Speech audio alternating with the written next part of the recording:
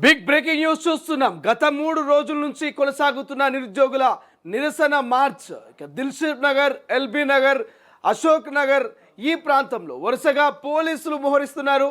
గుమ్ముగూడినటువంటి నిరుద్యోగులను, రోడ్డెక్కుతున్నటువంటి నిరుద్యోగ జేఏసీ నేతల్ని వరుసగా అరెస్ట్ చేస్తున్నారు. ఎక్కడికక్కడ ప్రస్తుతం మనం గత 3 రోజుల నుంచి కూడా తొలి వెలుగు కవర్ చేస్తూనే వస్తుంది. తొలి వెలుగు అనేక కథనాల్ని ప్రచురిస్తుంది. సో తొలి వెలుగు స్క్రీన్ మీద కూడా మనం విజువల్స్ చూడబోతున్నాం. సో నిరుద్యోగ మార్చుకు సంబంధించి రాష్ట్ర ప్రభుత్వానికి నిరసన సెగలు తగిలిస్తోంది. ఇచ్చినటువంటి హామీలను ఎప్పుడు నెరవేరుస్తారంటూ రాష్ట్ర ప్రభుత్వం మీద, ముఖ్యమంత్రి రేవంత్ రెడ్డి మీద నిరుద్యోగ జేఏసీ నేతలంతా కూడా ప్రశ్నల వర్షం కురిపిస్తున్నారు. మొదటగా 2 లక్షల ఉద్యోగాల హామీ ఏమైంది? జాబ్ క్యాలెండర్ ఎక్కడ పోయింది? ఇస్తానన్న నిరుద్యోగ వృత్తి ఏమైందంటూ ఇక రాష్ట్ర ప్రభుత్వాన్ని ముక్కుసూటిగానే ప్రశ్నిస్తోంది నిరుద్యోగ జేఏసీ నేతలు, నిరుద్యోగులంతా కూడా. యావత్తు తెలంగాణ వ్యాప్తంగా ఉన్నటువంటి నిరుద్యోగులంతా ఏకమయ్యారు. 2.5 సంవత్సరాల పాటు ఓపిక పట్టాం, చాలా ఓపికతో ఎదురు చూసాం, ఇక ఓపిక లేదు, ప్రభుత్వాన్ని నిలదీయడము, మా ఉద్యోగాలు మేము తెచ్చుకోవడం, సో తాడో పేడో తేల్చుకుంటామంటూ రాష్ట్ర ప్రభుత్వానికే ఇక ఒక హెచ్చరికను జారీ చేశారు. ఒక కౌంట్ డౌన్ని షురు చేసినట్టు తెలుస్తోంది. రాబోయే అసెంబ్లీ బడ్జెట్ సమావేశాలని అడ్డుకుంటాం, ఎక్కడికక్కడ మంత్రుల్ని, ఎమ్మెల్యేలని రోడ్ల మీద బైఠాయించి వాళ్ళని అడ్డుకుంటాం, మా ఉద్యోగాలు మాకు కావాలి, మాకు ఇచ్చినటువంటి హామీలు రాష్ట్ర ప్రభుత్వం తక్షణమే నెరవేర్చాలంటూ నిరుద్యోగ జంగు సైరన్ మోగించారు. సో సైరన్లో భాగంగా ఎక్కడికక్కడ జేఏసీ నాయకుల్ని, సో ముందస్తుగానే పోలీసులు కొంతమందిని కార్యాలయం, మరికొంతమందిని కోచింగ్ సెంటర్లు, ఇంకొంతమందిని ఇంటి దగ్గరనే ముందస్తుగా అరెస్ట్ చేస్తున్నారు. అయినప్పటికీ తప్పించుకొని Dilsukh Nagar, Ashok Nagar, RTC cross road లాంటి నిరుద్యోగులు ఎక్కువగా ఉన్నటువంటి ఏదైతే ఉస్మానియా యూనివర్సిటీ లాంటి ప్రాంతాల్లో నిరుద్యోగ జేఏసీ నాయకులు నిరసనలు తెప్పే ప్రయత్నం చేస్తూ ఉన్నారు. అక్కడ ప్రెస్ మీట్లు పెట్టే ప్రయత్నం చేస్తూ ఉన్నారు. నిరుద్యోగులని చైతన్యం చేసే ప్రయత్నం చేస్తూ ఉన్నారు. ప్రభుత్వాన్ని ప్రశ్నించే ప్రయత్నం చేస్తూ ఉన్నారు. అయినప్పటికీ మరి నిరుద్యోగుల గొంతు నొక్కే ప్రభుత్వం ప్రస్తుతం చేస్తూ ఉంది. నిరుద్యోగుల గొంతును పోలీసులు నొక్కే ప్రయత్నం చేస్తూ ఉన్నారు, అణిచివేస్తున్నారంటూ కూడా నిరుద్యోగ జేఏసీ నేతలు అయితే వాపోతున్నటువంటి పరిస్థితి. ఒక్కసారి ఈ నిరుద్యోగ జేఏసీ భవిష్యత్ కార్యాచరణ ఏంటి? 3 రోజులైనా ఆందోళన తగ్గించట్లేదు, ఎక్కడికక్కడ ఆందోళన చేస్తూనే ఉన్నారు. సో రేపు వాళ్ళు చేయబోయేటువంటి కార్యాచరణ ఎట్లా ఉంది, ఈ 3 రోజుల ఫీడ్బ్యాక్ ఏంటి, ఒకసారి తెలుసుకునే ప్రయత్నం చేద్దాం. నిరుద్యోగ జేఏసీ నేతలు, సో ప్రస్తుతం ఇంద్రానాయక్ అదేవిధంగా ఝాన్సీ ఇద్దరు కూడా లైవ్లో తొలి వెలుగుతో జాయిన్ కాబోతున్నారు. వాళ్ళతో కూడా డిస్కషన్ చేసే ప్రయత్నం చేద్దాం. వెల్కమ్ టు తొలి వెలుగు, ఝాన్సీ అండ్ ఇంద్రానాయక్. నమస్తే అన్న.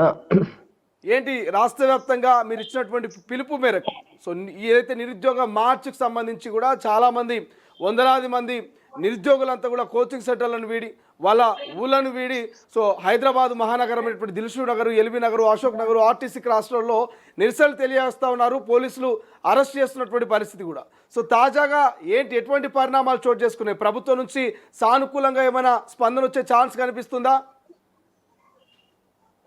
ముఖ్యంగా ఫస్ట్ వెలుగు టీవీకి, మన వెలుగు టీవీకి తొలి వెలుగు ఏంటంటే తొలి వెలుగు టీవీకి, ఎందుకంటే మీరు మా మీద చూపిస్తున్నా అంటే ప్రతిసారి ప్రతి టైంలో కూడా నిరుద్యోగుల గురించి మాట్లాడే, గొంతుకు ప్రశ్నించి మాకంటే ముందుగా మీరే ప్రశ్నిస్తున్నారు ఈ ప్రభుత్వానికి.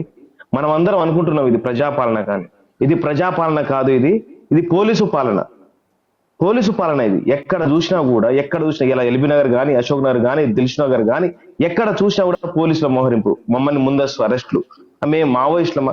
ఇలా మావోయిస్ట్ లాంటి వ్యక్తులు ఇలా లొంగిపోతున్నారు, ముందుగా లొంగి రాష్ట్ర సీఎంని కలుస్తున్నారు. కనీసం మమ్మల్ని కలిసే స్వేచ్ఛ కూడా రేవంత్ రెడ్డికి లేదా? మేము కలిసి మాట్లాడుతాం, మా బాధలను, సమస్యలను ఈ రేవంత్ రెడ్డి సర్కార్ చెప్పాలనుకుంటే మమ్మల్ని కలిసే ప్రయత్నం కూడా ఇలా ఈ ప్రభుత్వం చేయదలుచుకోలేదు. మేము ఏమడిగినాం ఈ ప్రభుత్వాన్ని? మేము గత ప్రభుత్వం 18 పేపర్లు లీక్ చేసినప్పుడు బయటికి వచ్చి కాంగ్రెస్ ప్రభుత్వం వస్తే 2 లక్షల ఉద్యోగాలు వస్తాయని, మెగా డిఎస్సి వస్తాయని, జాబ్ క్యాలెండర్ వస్తాయని, అదే విధంగా మాకు అన్ని రకాలుగా నిరుద్యోగ వృత్తి, ఎలక్ట్రిక్ స్కూటీ వస్తుందని చెప్పి మా తల్లిదండ్రులను, మా బాబాయిని, పిన్నిని, పెద్దమ్మని అందరికి ఫోన్ చేసి కాంగ్రెస్ పార్టీ వస్తే 2 లక్షల ఉద్యోగాలు వస్తాయని చెప్పేసి, నిరుద్యోగ వృత్తి వస్తుందని, ఏ పెన్షన్లకు ఆశపడి కాంగ్రెస్ పార్టీ వస్తే మీ బిడ్డలకు జాబులు, బతుకులు మారుతాయని చెప్పేసి ఓట్లు వేపిస్తే ఇవాళ 2 సంవత్సరాలు దాటిపోయినా కూడా ఒక్క నోటిఫికేషన్ రాని పరిస్థితి. గత ప్రభుత్వం ఇచ్చిన నోటిఫికేషన్లను మేము ఇచ్చినామని చెప్పేసి మందికి పుట్టిన పిల్లల పేర్లు పెట్టుకుంటున్నారు, నియామక పత్రాలు ఇస్తున్నారు, కానీ మా గురించి ఒక్క నిమిషం కూడా మాట్లాడట్లేరు. ఇలా దిల్సుఖ్ నగర్ లో కానీ, అశోక్ నగర్ లో కానీ, ఎల్బీ నగర్ లో కానీ అన్ని రకాల చోట్ల ఇలా బయటకు వచ్చిన విద్యార్థులు కొట్లాడుతుంటే కనీసం ఒక ఎమ్మెల్యే కానీ, ఒక మంత్రి కానీ, ఎమ్మెల్సీ కానీ మా గురించి మాట్లాడని దౌర్భాగ్య పరిస్థితులు ఇలా తెలంగాణ నిరుద్యోగులు ఉన్నారు. ఎందుకంటే మేము గెలిపించిన ఈ ప్రభుత్వాన్ని కాళ్ళకు బల్పాలు కట్టుకొని కాంగ్రెస్ పార్టీ రావాలని అందరి కాళ్ళు మొక్కినాం, బస్ యాత్రలు చేసినాం, అన్ని యాత్రలు చేసి కాంగ్రెస్ పార్టీ గెలిపిస్తే ఇవాళ తెలంగాణ రాష్ట్రంలో దాదాపు 14 మంది నిరుద్యోగులు చనిపోయారు. మానస, అర్చన, శ్రీకాంత్, లోకం శ్రీకాంత్, గౌతమ్ అని 14 మంది చనిపోయినా కూడా ఈ కాంగ్రెస్ ప్రభుత్వం ఇప్పుడు దాకా పట్టించుకోలేదు. ఇలా అన్ని రకాలుగా మమ్మల్ని నయవంచన చేసింది, మోసం చేసింది. ఈ దౌర్భాగ్యమైన పరిస్థితుల్లో ఉన్నా కూడా మమ్మల్ని ఏ నాయకులు కూడా, ఓ ఎమ్మెల్సీ అయినా ఒక మంత్రి అయినా మా గురించి మాట్లాడుకోవడం చాలా దురదృష్టకర విషయము. ఇప్పటికి కూడా పోలీసులు మా దగ్గరకు వచ్చి మీరు బయటికి వెళ్తే మీ మీద కేసులు పెడతాను. నిన్న చైతన్యపురి బిఎస్ లో నా మీద 2 కేసులు బుక్ అయినాయి. మేమేమన్నా మావోయిస్టులమా, లేకపోతే దొంగలమా, ఏ ముఠాగారులమా, ఏమన్నా చంపుతున్నావా, బయటకు వచ్చి ప్రభుత్వ ఆస్తులు ఏమన్నా ధ్వంసం చేస్తున్నావా? మా హక్కులను అడుగుతున్నాం. మీరు ఆ రోజు ఎన్నికల మేనిఫెస్టోలో పెట్టినవి, మీరు ఆ రోజు ఎన్నికల మేనిఫెస్టో ఏం పెట్టారు? 2 లక్షల ఉద్యోగాలు పెట్టారు, అన్ని రకాల ఉద్యోగాలు పెట్టారు. కాబట్టి మాకెందుకు ఇవ్వట్లేరు అడుగుతున్నాం. కానీ మాకు రావాల్సిన ఉద్యోగాల కోసం కొట్లాడుతున్నాం. కానీ మీ ఎమ్మెల్సీనో మీ ఎమ్మెల్యే పదవుల కోసం మేమేం పోటీ చేయట్లేం, అడగట్లేం కూడా.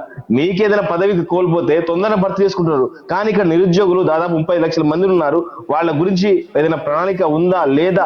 మా వలన పదవులు పొందిన వాళ్ళు బల్మూరి వెంకట్ గారు కావచ్చు, కోదండ రామ్ సార్ కావచ్చు, ఆకుని మురళి సార్ కావచ్చు, అదేవిధంగా రియాజ్ సార్ కావచ్చు, ఎక్కడికి పోయిర్రు?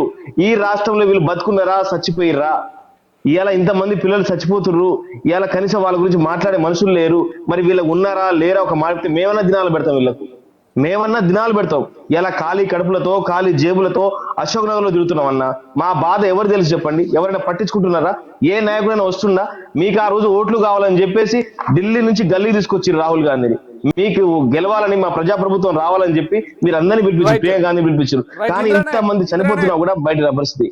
రైట్. ఒక్కసారి కాంగ్రెస్ పార్టీ నేత టీపీసీసీ జనరల్ సెక్రటరీ చెనగాని దయాకర్తో కూడా మాట్లాడే ప్రయత్నం చేద్దాం. గతంలో ఆయన నిరుద్యోగుల పక్షాన కూడా కొన్నిసార్లు మాట్లాడినటువంటి సందర్భం మనం చూసాం.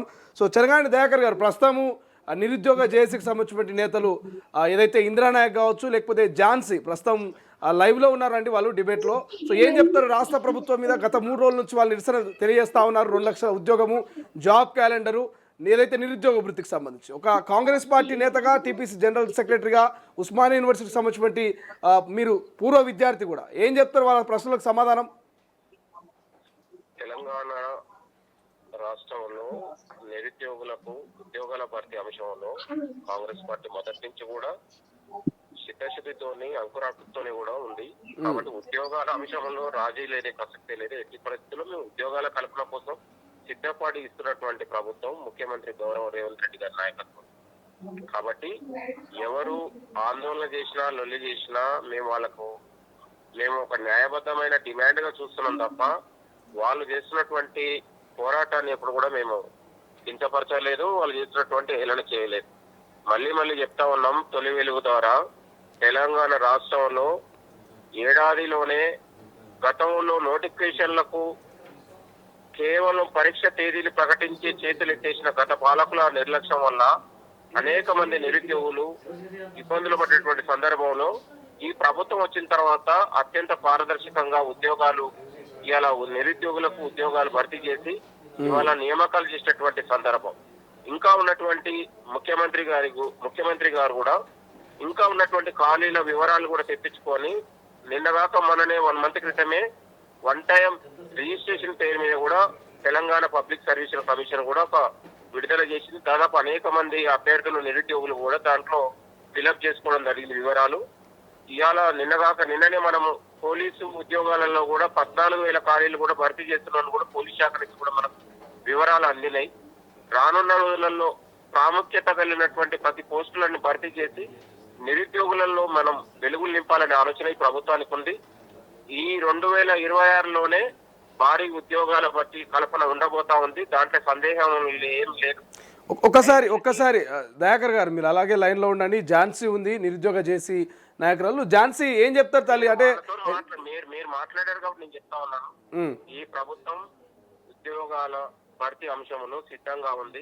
నిరుద్యోగులకు కాంగ్రెస్ పార్టీ నాయకులు భయపడుతున్నారా నిరుద్యోగుల ప్రశ్నలకు సమాధానం చెప్పడానికి? మేము ఎక్కడ కూడా ఎవరికి భయపడాల్సిన అవసరం మాకు లేదు.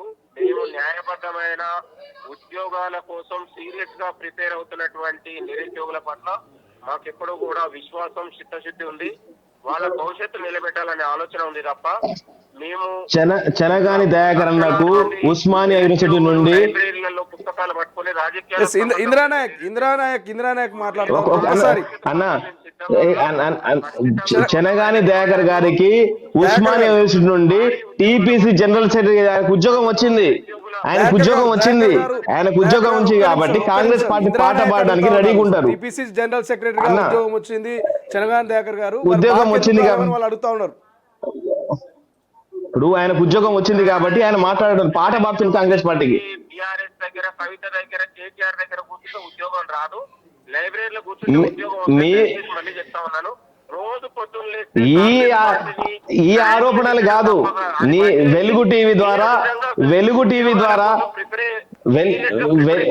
మీకు వాళ్ళు కాదు. దయాకర్ గారు మీరు ప్రతిపక్షంలో ఉన్నప్పుడు కూడా ఇదే ఇందిరానాయక్ మీ వెనకాలే ఉన్నారు కదా, మీతో పాటు బస్సు యాత్రలు ఇదంతా కూడా ప్రచారం చేసిరు కదా. మరి వాళ్ళు నేను మళ్ళీ చెప్తా ఉన్నాను, వాళ్ళందరినీ కూడా మేము గౌరవిస్తా ఉన్నాం. అంటే పార్టీని, ప్రభుత్వాన్ని, మంత్రుల్ని తిట్టడమే పనిగా పెట్టుకోకుండా సీరియస్ గా ప్రిపరేషన్ సిద్ధం రమ్మనండి. ఈ 2026లో వాళ్ళు ఆశించినటువంటి ఉద్యోగాలు రాబోతా ఉన్నాయి. మాకు తిట్టడం ఏమన్నా మేము తిట్టడం ఏమన్నా మాకేమన్నా వృత్తి?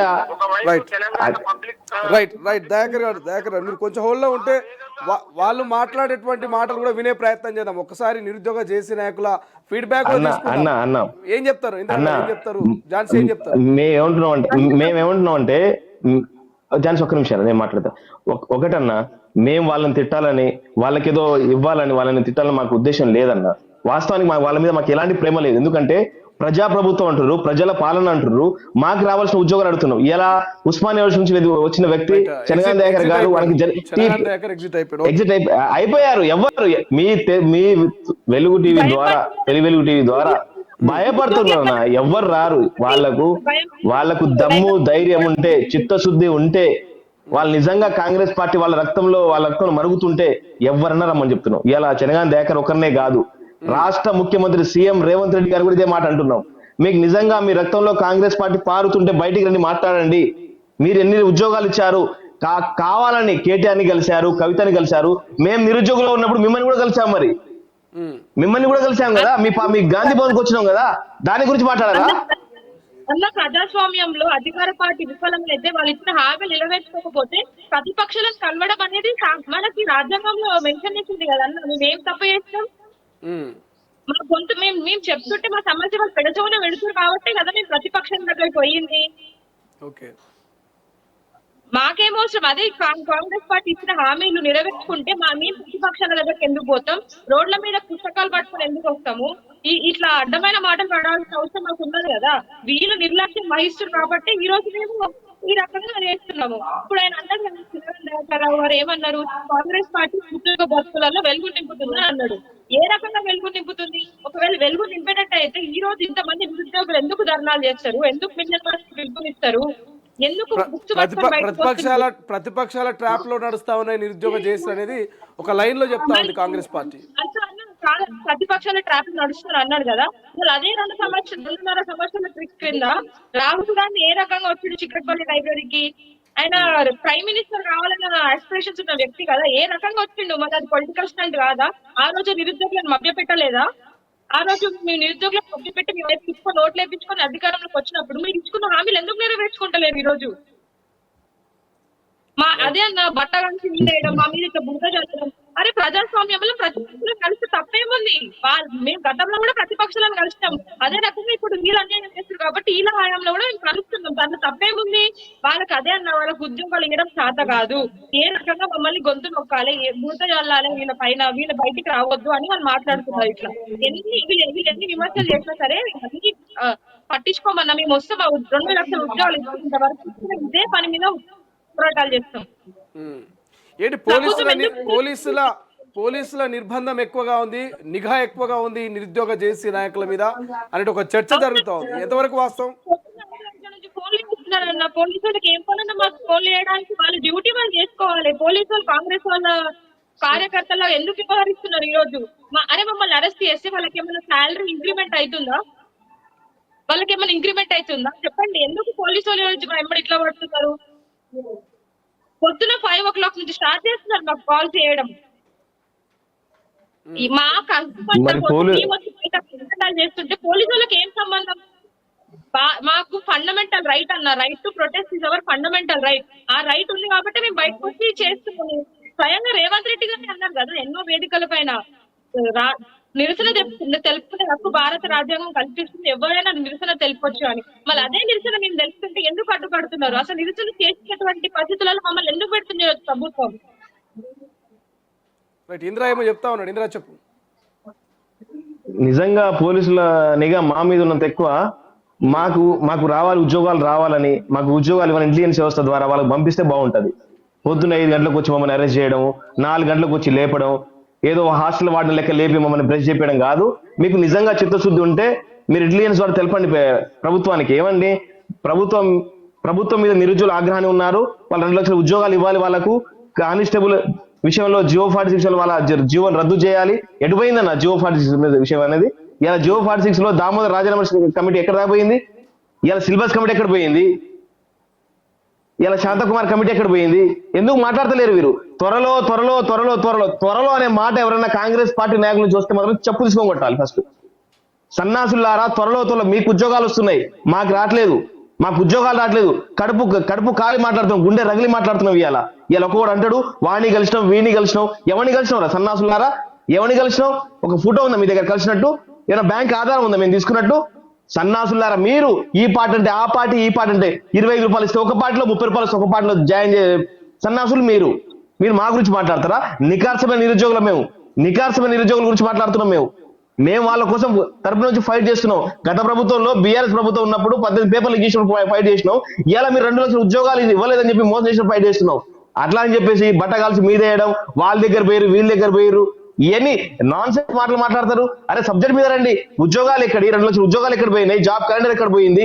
పక్క రాష్ట్రంలో ఉన్న టీడీపీ పార్టీ వాళ్ళు ఇంప్లిమెంట్ చేస్తున్నారు. రేపు ఉగాదికి మీ తర్వాత వచ్చిన ప్రభుత్వం ఇలా ఇంప్లిమెంట్ చేస్తుంటే సిగ్గుమాల ప్రభుత్వం మీది. తల ఎక్కడ పెట్టుకోవాలి అర్థమవుతుందా మీకు? అసలు పక్క రాష్ట్రం చూసి నేర్చుకోరు. వాళ్ళు ఇలా రేపు ఉగాదికి జాబ్ క్యాలెండర్ ఇస్తున్నారు. మరి దాని గురించి ఎందుకు మాట్లాడతలేరు? లోకేష్ గారు స్వయం వాళ్ళు ట్విట్టర్ లో పెట్టారు, ఉగాదికి నేను జాబ్ క్యాలెండర్ ఇస్తున్నా అని చెప్పేసి. మరి ఎడిపోయింది ఇలా రేవంత్ రెడ్డి గారు? ఎందుకు మాట్లాడతలేరు? ఆ రోజు ప్రవళిక చనిపోతే కోదండరాం సార్, ఆకుల మురళి సార్ రోడ్డు మీదకి వచ్చి ఒకటే తద్దినాలు పెట్టింది. మరి ఇలా 14 మంది చనిపోయారు కాంగ్రెస్ ప్రభుత్వం వచ్చిన తర్వాత. ఎందుకు మాట్లాడతలేరు వాళ్ళ గురించి? వాళ్ళ పేరెంట్స్ ఏమైనా కలిసిరా మీరు? వాళ్ళ తల్లిదండ్రులు ఆర్ద్రతను ఏమైనా విన్నారా మీరు? ఏం వినరు. మీకు కావాల్సింది పదవులు దోచుకోవడం, దాచుకోవడం, సంపదను కుదబెట్టుకోవడం తప్ప మీకేం తెలియదు. మూసి నిజాలు ఎవరు చెప్పినా? మూసి ఇప్పుడు అవసరం? మూసి ఇప్పుడు నీళ్ళు కూడా అల్లాడిపోతున్నారు. ఇప్పుడు తెలంగాణ రాష్ట్రంలో 30 లక్షల మంది నోటిఫికేషన్ చూస్తున్న నిరుద్యోగులు, వాళ్ళ గురించి మాట్లాడండి. ఎక్కడ వేసినా ధ్వంసం తప్ప ఎక్కడ కట్టేది లేదు, చేసేది లేదు. మీరు ఇలా ఇంటిగ్రేటెడ్ స్కూల్స్ అన్నారు. ఎక్కడ దాకా వచ్చి ఇంటిగ్రేటెడ్ స్కూల్స్? ఏమైనా పునరాలు పడ్డాయా? ఏమైనా ఇటుకలు పడ్డాయి ఎక్కడైనా? మీ ఇంట్లో మాత్రం డబ్బులు పడ్డాయి. మీకు మాత్రం ఇవాళ 15% కమిషన్లు, 16% కమిషన్లు పడుతున్నాయి, కానీ మాకు ఉద్యోగాలు రావట్లేదు. ఇలా మా తల్లిదండ్రులు అడుగుతున్నారు, ఏంద్ర నాయన మీరు కాంగ్రెస్ పార్టీ అని చెప్పేసి మా కాళ్ళు పెట్టి ఓట్లు వేపిస్తే మరి ఉద్యోగాలు ఎక్కడ పోయినాయి? మీరు ఉద్యోగాలు ఎందుకు రావట్లేదు? రోడ్డు మీద ఎందుకు ఫైట్ చేస్తున్నారు? మమ్మల్ని అడుగుతున్నారు రోజు సాయంత్రం ఫోన్ చేసి. ఏం చెప్పాలన్నా ఈ ప్రభుత్వంలో? ఇది ప్రజాపాలన, ఇది నిరంకుశ పాలన, ఇది పోలీసుల పాలన. ఇది నిజంగా కాంగ్రెస్ పార్టీ చిత్తశుద్ధి ఉంటే రమ్మని చెప్పండి. ఇలా అశోక్ నగర్ లో, దిల్షుక్ నగర్ లో ఎక్కడికైనా రమ్మని చెప్పండి. ఉందా వాళ్ళకి ఏమైనా కొంచెం? వాళ్ళకి బుద్ధి జ్ఞానం ఏమైనా ఉంటే, వాళ్ళకి దమ్ము ధైర్యం చిత్తశుద్ధి ఏమైనా ఉంటే అశోక్ నగర్కైనా దిల్షుక్ నగర్ రమ్మని చెప్పండి. ఒక్కరోజు మీ మంత్రులు కానీ ఎమ్మెల్యేలు కానీ మా హాస్టళ్లలో, మా స్టడీ హాల్లో, లేకపోతే మా గవర్నమెంట్ హాస్టల్లో చూసి పడుకొని ఉన్నామని చెప్పండి. రైట్. వాళ్ళకి ఆ మాత్రం సోయి లేదు. వాళ్ళకి ఎంతసేపు దాచుకోవడం తప్ప నిరుద్యోగుల మీద ఏమాత్రం అవగాహన లేదు. ఎందుకు వస్తారన్న బయటికి నిరుద్యోగులు? ఏమన్నా తిని ఎక్కువ బయటకు వస్తారు నిరుద్యోగులు. ఇలా రాష్ట్రంలో మీరు ఉద్యోగాలు అన్నారు, ఇలా మీరు నిరుద్యోగ వృత్తి అన్నారు. ఆ ఉద్యోగాలు కల్పన ఎడిపోయింది, ఉపాధి కల్పన ఎడిపోయింది, వయసు అయిపోతుంది, అవకాశాలు తగ్గిపోతున్నాయి, మాకు ఉపాధి లేదని బాధపడి రోడ్డు మీదకి వస్తుంటే ఇలా ఒక పోలీసు ఆయన పొద్దున 4 గంటలకు ఫోన్ చేయడం, ఇలా మా మీద కేసులు వేపియడం, ఇది కరెక్ట్ కాదు. మీ ప్రజాప్రభుత్వం అంటున్నారు, ప్రజలకు మీరు ఇప్పటికీ ఏం చేయలేకపోతున్నారు, నిరుద్యోగులు కూడా ఏం చేయలేరు. మీరు 2 లక్షల ఉద్యోగాలు ఇస్తే మంచిది, లేకపోతే రాబోయే రోజుల్లో రాష్ట్రంలో నిరుద్యోగులు తిరగబడే పరిస్థితి తీసుకురావద్దని చెప్పేసి ప్రజాప్రభుత్వానికి చెప్తున్నాం. అంటే ఏంది ప్రధానంగా ఝాన్సీ, ఇప్పుడు ఏదైతే 3 రోజుల పాటు ఈ నిరుద్యోగ మార్చ్ని అయితే మీరు కంటిన్యూ చేస్తా ఉన్నారు, సో భవిష్యత్తులో బడ్జెట్ అసెంబ్లీ సమావేశాలను ఎట్లుండబోతున్నది కార్యాచరణ? బడ్జెట్ సమావేశాలలో కనుక చెప్పకుండా ఏదైనా తప్పుగా పట్టించే మాత్రం అసలు ప్రసక్తే లేదు. అసలు బడ్జెట్ కూడా జరగనీయమని. ఎందుకంటే నిరుద్యోగుల వల్ల ఏర్పడ్డ ప్రభుత్వం నిరుద్యోగులకు న్యాయం చేయనప్పుడు దాని what is the purpose of this government అని నేను అడుగుతున్నా. నువ్వు నిరుద్యోగుల వల్ల ఏర్పడ్డావు కదా, మరి నిరుద్యోగులకు న్యాయం చేసినప్పుడు ఎందుకు ఈ ప్రభుత్వం ఒకవైపు ఏమో అమాయకుల ఇల్లు తీసుకుంటే, ఒకవైపు నిరుద్యోగ చదువుకున్న ఇప్పటి బతుకులు తీసుకుంది కదా ఈ ప్రభుత్వం. ఉమ్. ప్రజాపాలన చేసి మొత్తం నిర్బంధ పాలన చేస్తున్నారు. గొంతు నొక్కే ప్రయత్నాలు ఎన్ని చేసినా సరే ఇంకా ఇస్తూనే ఉంటాం. 2 లక్షల ఉద్యోగాలు మీరు ఇచ్చేదాకా మీరు వెంటాడుతూనే ఉంటాం అన్నారు. బట్టి విక్రమార్క గారు జాబ్ క్యాలెండర్ అసెంబ్లీలో ప్రకటించారన్న, వాళ్ళు ప్రకటించిన జాబ్ క్యాలెండర్ ఎందుకు ఇంప్లిమెంట్ చేయలేకపోతున్నారు ఈ రోజు? ఏం ఆపుతుంది? ఎందుకు ఇంప్లిమెంటేషన్ లోకి వస్తలేదు జాబ్ క్యాలెండర్? అంటే వాళ్ళకి పదవులు వచ్చినాయి కాబట్టి, వాళ్ళ కడుపు నిండింది కాబట్టి ఈ రోజు పట్టించుకుంటున్నారు. అండ్ ఈ గురించి మాట్లాడే అర్హత లేదు. అసలు ఆయనకి సబ్జెక్ట్ కూడా తెలియదు. ఏది మనసు గురించి మాట్లాడుతున్నప్పటికీ మొత్తం నెత్తి నచ్చి కూర్చుంటున్నాడు. ఎవరికి కావాలి ఆయన కాంగ్రెస్ పార్టీకి పాట పాడుతుంటే మాకు ఈ సమాధానం చెప్పాలి. ఆయన కూడా ఇట్లా లైఫ్ అంటే ఇప్పుడు మీరే అర్థం చేసుకున్నారు. కాంగ్రెస్ పార్టీ నాయకులు మాతో చర్చలు కూడా సిద్ధంగా లేరు అంటే వాళ్ళు ఏ రకం అయితే లైవ్ లో ఎగ్జిట్ అయినారని ఒక్కసారి గమనించుకోవాలి. ఎందుకంటే కాంగ్రెస్ పార్టీ కార్యకర్తలకి మొక్కలు చదువుతారు. రేవంత్ రెడ్డి గారికి ఏ మొక్క ఉందని మా గురించి ఈ రకంగా మమ్మల్ని అణిచివేయడానికి. రైట్, ఒకసారి జనార్దన్ కూడా జాయిన్ అవుతున్నాడు. జనార్దన్తో మాట్లాడే ప్రయత్నం చేద్దాం. సో జనార్దన్, మీ ఫీడ్బ్యాక్ ఏంటి? కాంగ్రెస్ ప్రభుత్వం అయితే చాలా ఓపికగా ఉండాలని చెప్తా ఉంది. ఖచ్చితంగా ఎవరైతే సీరియస్గా మరి ప్రిపేర్ అవుతున్నారో వాళ్ళకైతే న్యాయం చేస్తాం, కసరత్తు జరుగుతూ ఉంది. పోలీస్ కానిస్టేబుల్ కావచ్చు, ఇతర నోటిఫికేషన్ రాబోతున్నాయని కాంగ్రెస్ పార్టీకి సంబంధించి వర్గాలు చెప్తా ఉన్నాయి. మీ ఫీడ్బ్యాక్ ఏంటి? మీరు ఏం కామెంట్ చేస్తారు?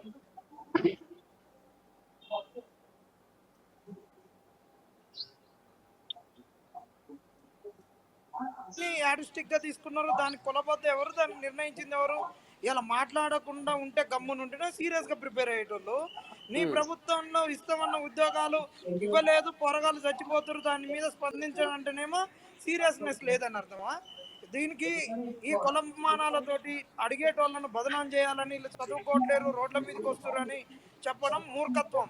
నీకు దమ్ము ధైర్యం కనుక ఉండుంటే నువ్వు ఎక్కడ నిర్బంధాలు పెట్టకు, ఎక్కడ ఏం చేయకు.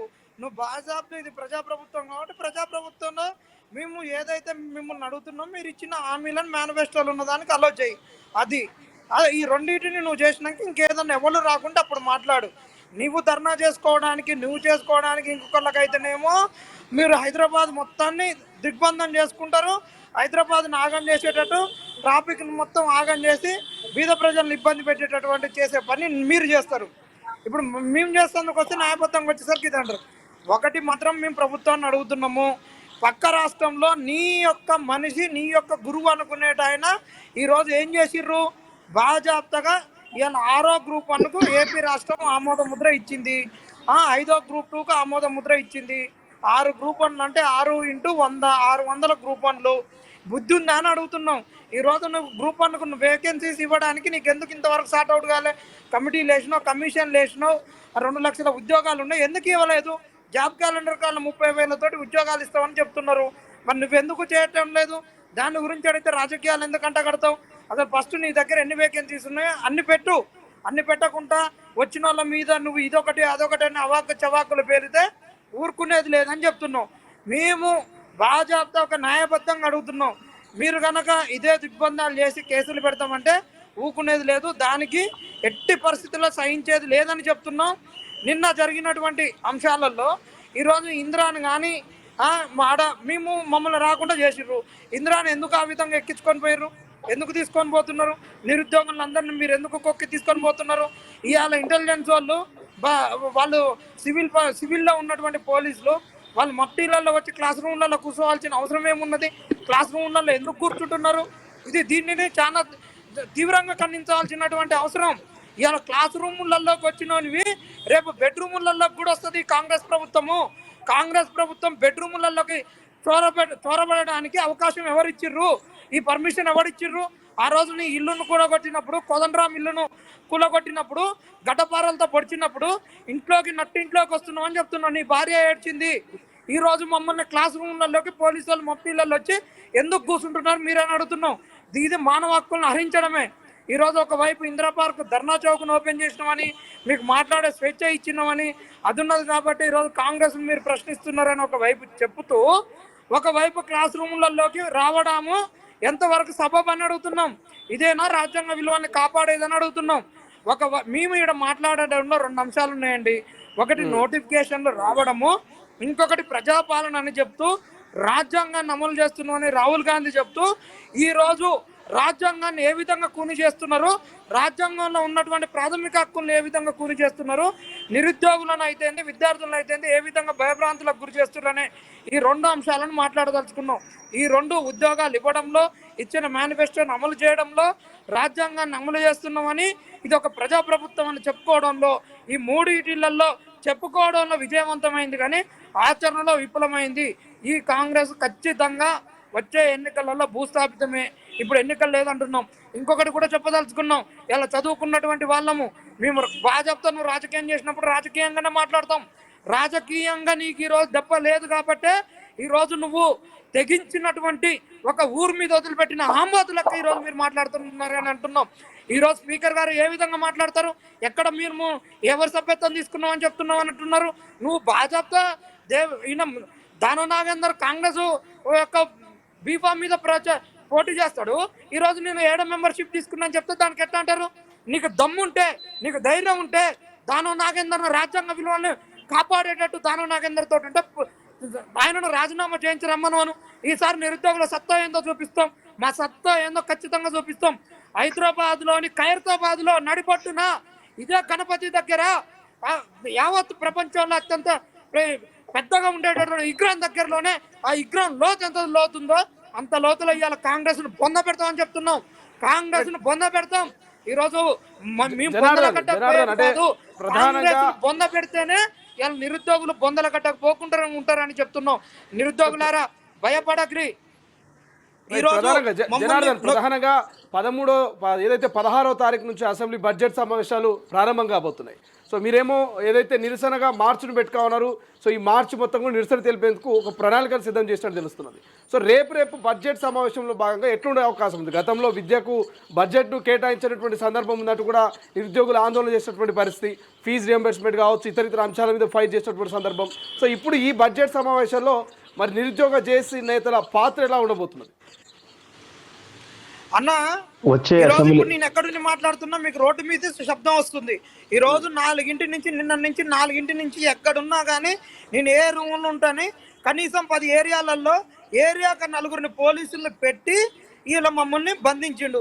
బంధిస్తే ఈరోజు తప్పించుకొని ఇక రోడ్డు మీదకి వచ్చి ఇక్కడ మేము రోడ్డు మీదకి వచ్చి మాట్లాడుతున్నాం. ఇదంతా మా వెనక ట్రాఫిక్. మేము ఒకటే అడుగుతున్నాం. ఏం అడుగుతున్నాం అంటే మమ్మల్ని బంధించినప్పుడే మేము సక్సెస్ అయినాం. ఈ రోజు మా మీద పోలీసులను పెట్టే బదులు ఇవాళ శాంతి భద్రతలు లేవు. ఆడపిల్లల మీద మానభంగాలు జరుగుతున్నాయి, ఆడోళ్ళ మీద అత్యాచారాలు జరుగుతున్నాయి. గంజాయి తాగి ఇష్టం వచ్చినట్టు దాడులు చేస్తున్నారు, పోలీసు వాళ్ళనే చంపుతున్నారు. మసూరపేటలో 2 పోలీసులు చచ్చిపోయారు. అలాంటివి నువ్వు అరికట్టు. ఇవాళ ఈరోజు మమ్మల్ని గొంతు నొక్కే ఏది నొక్కో ఈరోజు నేను పైచాచిక ఆనందాన్ని పొంది నేను గెలిచినా అని చెప్పుకుంటే అది గెలుపు ఎన్ని రోజులు కాదని చెప్తున్నావు. ఒకటి, నువ్వు నిర్బంధాలు లేకుండా పర్మిషన్ ఇచ్చి నువ్వు గెలిచినవా గెలవలేదని చెప్పు. ఈ నిర్బంధాలతో ఇది కాదు. ఒకటే మేము బడ్జెట్లో ఒకటే అడుగుతున్నాము, 2 లక్షల ఉద్యోగాలకు నువ్వు ఎన్ని నింపబోతావు? ఆ ఉద్యోగాలకు సంబంధించి బడ్జెట్లో ఖచ్చితంగా 1000 కోట్లు పెట్టు. కొత్త ఉద్యోగుల గురించి, రిటైర్డ్ ఉద్యోగులకు కూడా పాపం వాళ్ళు ముసలోళ్ళు, వాళ్ళకు కూడా ఎమ్మట పింఛన్లు ఇస్తేందుకు పెట్టండి. మేము అడుగుతున్నాం. నువ్వు ఈ పనికిమాల సంక్షేమ పథకాలతో వచ్చినావు. ఆ సంక్షేమ పథకాలను పక్కన పెట్టేసి నిరుద్యోగులకు ఉద్యోగాలు ఇచ్చి, ఫీజు రియంబర్స్మెంట్ ఇచ్చి, యూనివర్సిటీలో ప్రొఫెసర్లు నింపి విద్యను వైద్యాన్ని నువ్వు ప్రభుత్వ పరం చెయ్యి, వాటిని బలోపేతం చేయి. ఏదో అడ్డమైనటువంటి హామీలు ఇచ్చి ఈరోజు అధికారంలోకి వచ్చినావు కదా, నువ్వు హామీలు కాదు, నువ్వు ఇయ్యనటువంటి హామీలు అయినా ఉన్నటువంటిది విద్యా వైద్యానికి మంచిగా చేయమని కోరుకుంటున్నాం. లేకుండా కాంగ్రెస్ నువ్వు అనుకోవచ్చు ఇంకొక సంవత్సరం నుంచి మేము చాలా ఉధృతంగా వస్తాం. కాంగ్రెస్ ను బొంద పెట్టడమే మా ఏకైక లక్ష్యం. ఎవరు చనిపోగ్రి. ఫస్ట్ అయితే నిరుద్యోగ మిత్రులు ఎవరైతే ఉన్నారో అసహనానికి గురై ఎవరు కూడా చనిపోవద్దు.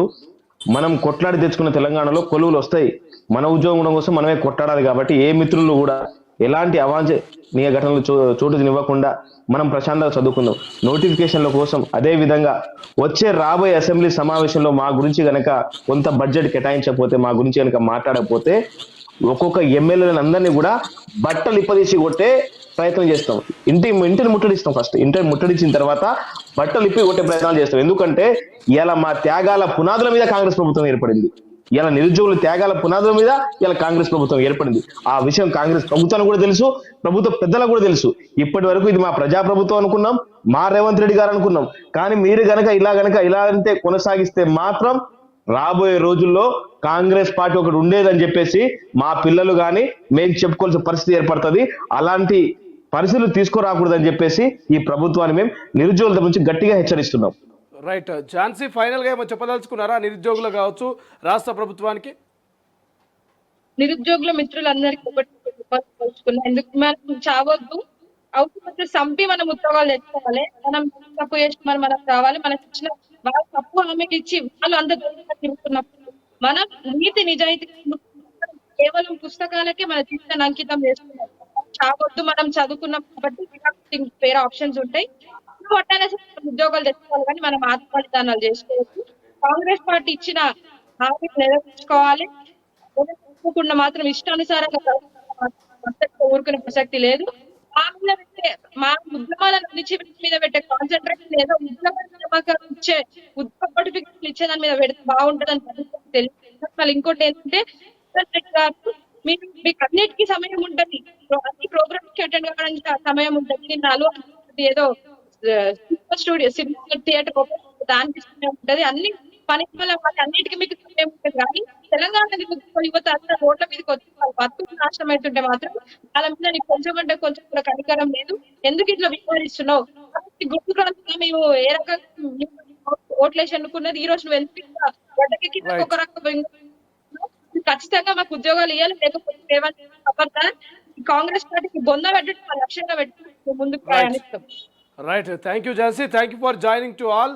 సో ఇది మొత్తం మీద నిరుద్యోగ జేఏసీ నాయకులు తొలి వెలుగు వేదికగా తేల్చి చెప్తా ఉన్నారు. మా ఉద్యోగాలు మాకు ఇచ్చేంత వరకు, మా జాబ్ క్యాండిల్ మాకు ఇచ్చేంత వరకు, మా నిరుద్యోగ వృత్తి మాకు ఇచ్చేంత వరకు మేము అడగట్లేదు.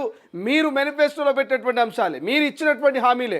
సో ఖచ్చితంగా నెరవేర్చినటువంటి అవసరం, బాధ్యత మీ మీద ఉన్నది. గత ప్రభుత్వాన్ని ఎట్లయితే గద్దెదించడమో ఈ ప్రభుత్వాన్ని కూడా అదే స్థాయిలో గద్దెదించడం, మా డిమాండ్లను మాకు ఇచ్చినటువంటి హామీలను నెరవేర్చకపోదంటూ నిరుద్యోగ జేఏసీ నాయకులు అయితే రాష్ట్ర ప్రభుత్వానికి, ముఖ్యమంత్రి రేవంత్ రెడ్డికి తేల్చి చెప్తున్నటువంటి పరిస్థితి. సో ఒక కత్తి మీద సాముల ఇవాళ నిరుద్యోగ సమస్య రాష్ట్ర ప్రభుత్వం ముందుంది. బట్ రానున్నటువంటి బడ్జెట్, అసెంబ్లీ సమావేశాలను కూడా ఖచ్చితంగా అడ్డుకుంటాం. మాకు విద్యకు సంబంధించి అక్కడ బడ్జెట్ కనుక కేటాయించకపోతే సో ఖచ్చితంగా మరి ఎమ్మెల్యేలని, మంత్రులను చూడడం ఖచ్చితంగా మేము ప్రశ్నించి తీరుతాం, అడ్డుకొని తీరుతాం, రోడ్ల మీద తిరగమేమో అంటూ కూడా వాళ్ళొక హెచ్చరికను జారీ చేస్తున్నటువంటి పరిస్థితి చూద్దాం. గత 3 రోజుల నుంచి కూడా నిరుద్యోగ జేఏసీ నేతలంతా నిరుద్యోగ మార్చి నిరసనని మరి రాష్ట్ర వ్యాప్తంగా తెలియజేస్తున్నటువంటి పరిస్థితి. మరి ఈ నిరసన, ఈ నిరుద్యోగుల ఆందోళన మరి ఇట్లనే కంటిన్యూ అయ్యే అవకాశం ఉందా, లేక రాష్ట్ర ప్రభుత్వం మెట్టు దిగొచ్చి నిరుద్యోగులకు ఏదైనా భరోసాను కల్పించబోతుందా? ఏం జరగబోతుంది నిరుద్యోగుల అంశం పట్ల అనేది భవిష్యత్తులో వేచి చూడాల్సిన అవసరం ఉంది. అసలైన తొలి వెలుగు. ఫాలో వాట్సాప్ @తొలి వెలుగు official.